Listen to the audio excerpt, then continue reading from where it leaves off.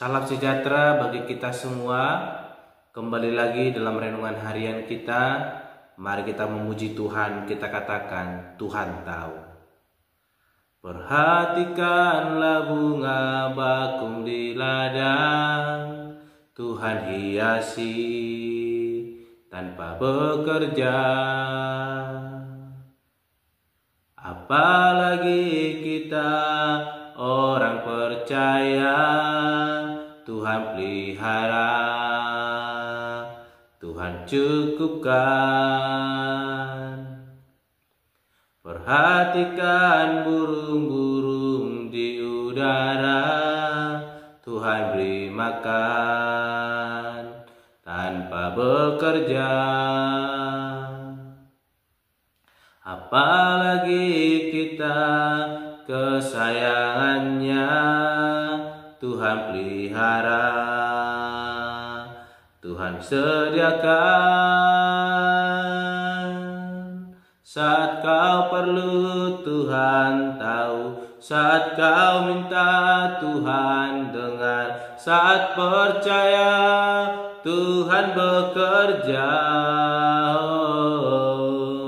Saat menangis Tuhan tahu, saat berdoa Tuhan dengar, saat bersyukur Tuhan berkati. Amin.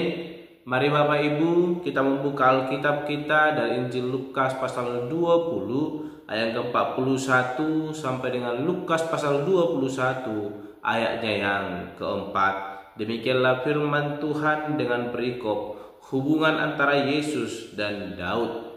Tetapi Yesus berkata kepada mereka, bagaimana orang dapat mengatakan bahwa Mesias adalah anak Daud? Sebab Daud sendiri berkata dalam kitab Mazmur, Tuhan telah berfirman kepada Tuanku, duduklah di sebelah kananku, sampai kubuat musuh-musuhmu menjadi tumpuan kakimu. Jadi Daud menyebut dia tuannya, bagaimana mungkin ia anaknya pula.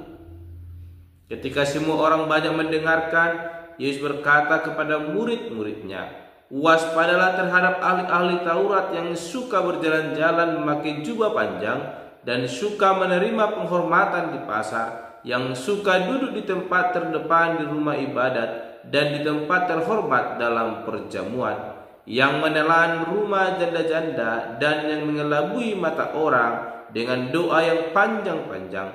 Mereka itu pasti akan menerima hukuman yang lebih berat. Ketika Yesus mengangkat mukanya, ia melihat orang-orang kaya memasukkan persembahan mereka ke dalam peti persembahan. Ia melihat juga seorang janda miskin memasukkan 2 peser ke dalam peti itu.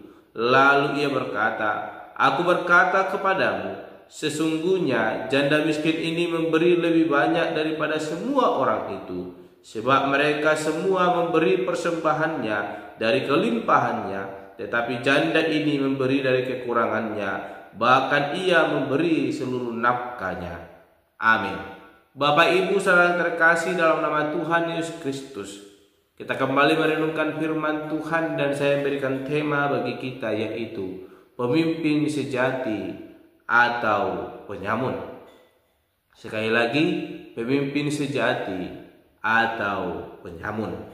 Bapak Ibu saudara terkasih dalam nama Tuhan Yesus Kristus, dalam pembacaan firman Tuhan yang boleh kita renungkan hari ini, kita melihat bagaimana Yesus memberikan peringatan dan kecaman untuk para pemimpin, di mana Yesus memperingatkan dan mengecam sikap para imam, ahli Taurat dan tua-tua Yahudi, di mana memang semua orang Yahudi sedang mengharapkan hadirnya Sang Mesias dari turunan Daud, tetapi mereka tidak mengerti bagaimana Mesias itu datang dalam rupa insan manusia. Yesus mengutip Mazmur pasal 110 ayat 1 untuk menunjukkan bahwa Mesias yang mereka nantikan itu lebih besar kuasanya daripada Daud. Betapa memalukan sikap dan tindakan yang dilakukan oleh para ahli Taurat dan Saduki.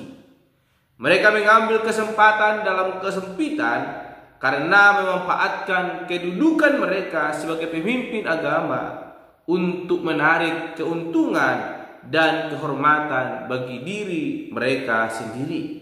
Kalau kita melihat tadi ayat 41 sampai dengan ke-44, bagaimana Yesus menegaskan bahwa konsekuensi dari tindakan tersebut adalah bahwa mereka tidak akan luput dari hukuman.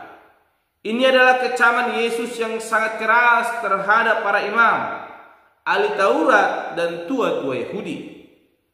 Dan mengapa Yesus memberikan peringatan dan kecaman ini terhadap para pemimpin agama Yahudi ini? Ini dikaitkan dengan persembahan seorang janda miskin. Kita melihat dari pasal 21 ayat 1 sampai dengan ke-4, di mana di mata manusia siapa sebenarnya yang kaya dan siapa sebenarnya yang miskin. Di mana seseorang yang dikatakan kaya harta adalah orang yang memberi persembahan yang banyak, tetapi penilaian tersebut berbeda daripada sudut pandang Allah, di mana penilaian Allah sang janda miskin itulah yang kaya. Bila kita bandingkan dengan Lukas pasal 19 ayat 46, maka para pemimpin yang disebutkan sebagai penyamun, mereka secara tidak langsung telah merampas hak orang-orang miskin. Dan dari situlah mereka merasa kaya karena kedudukan dan jabatan mereka. Sedangkan perempuan janda miskin ini, kita melihat dia memberi sebagai ungkapan kemurahan hatinya dan pengorbanannya dalam melayani Tuhan, karena dia memberi seluruh nafkahnya, apa yang akan dia pakai diberikan kepada Tuhan. Bapak Ibu saudara terkasih dalam nama Tuhan Yesus Kristus, firman Tuhan hari ini memberikan pelajaran yang besar bagi kita. Sebagai orang percaya, ketika kita memiliki kedudukan, jangan mempergunakan itu untuk memeras orang lain, untuk mencari keuntungan sendiri.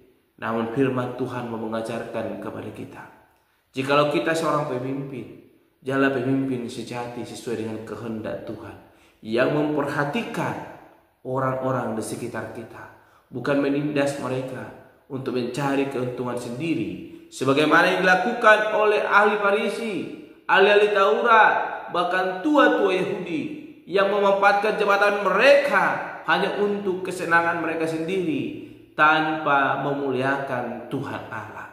Bapak Ibu saudara terkasih, pemimpin yang mengorbankan orang lain demi dirinya sendiri tidak akan luput daripada hukuman Tuhan, sebagaimana yang dikatakan Tuhan tadi di ayatnya yang ke-41 sampai dengan yang ke-47, bagaimana Yesus menasihatkan supaya waspada terhadap ahli-ahli Taurat, di mana dikatakan bahwa ketika semua orang banyak mendengarkan Yesus berkata kepada murid-muridnya, sehingga mereka harus berhati-hati. Dikatakan ayat 47, yang menelan rumah janda-janda dan mengelabui mata orang dengan doa yang panjang-panjang, mereka itu pasti akan menerima hukuman yang lebih berat. Mari Bapak Ibu, jadilah kita seperti seorang janda miskin. Sekalipun dia tidak memiliki apapun, namun dia memberikan apa yang terbaik dalam dirinya kepada Tuhan, sehingga dia yang menjadi orang kaya di hadapan Tuhan. Kita kaya di hadapan Tuhan bukan karena harta yang kita miliki, namun hati kita yang mau sungguh percaya kepada Tuhan. Itulah yang dilihat Tuhan, dipandang Tuhan sebagai orang yang kaya di hadapan Tuhan. Mari Bapak Ibu, jadilah kita menjadi pemimpin sejati, bukan menjadi seorang penyamun yang memanfaatkan jabatan kita hanya untuk kepentingan kita sendiri, sehingga membuat orang lain tersiksa, membuat orang lain tidak merasa nyaman. Namun lewat kehadiran kita, mari kita jadikan hidup kita menjadi pemimpin sejati, sehingga orang lain di sekitar kita ketika hidup bersama dengan kita, mereka merasakan kasih karunia yang daripada Tuhan Allah, dan hidup kita juga semakin dilimpahi berkat yang daripada Tuhan. Amin. Mari kita berdoa. Bapa Surgawi, kami kembali bersyukur untuk renungan hari ini yang mengingatkan kami sebagai orang percaya untuk menjadi pemimpin yang sejati, bukan menjadi seorang penyamun. Bapa yang baik, mampukan kami supaya kami hidup sesuai dengan kehendak Tuhan dan menjadi seorang pemimpin sejati, bukan menjadi seorang penyamun di tengah-tengah kehidupan kami. Terima kasih Bapa menjadi kerinduan kami. Tuhan, kami berdoa untuk renungan pada hari ini. Haleluya. Amin. Shalom Bapak Ibu. Tuhan Yesus memberkati.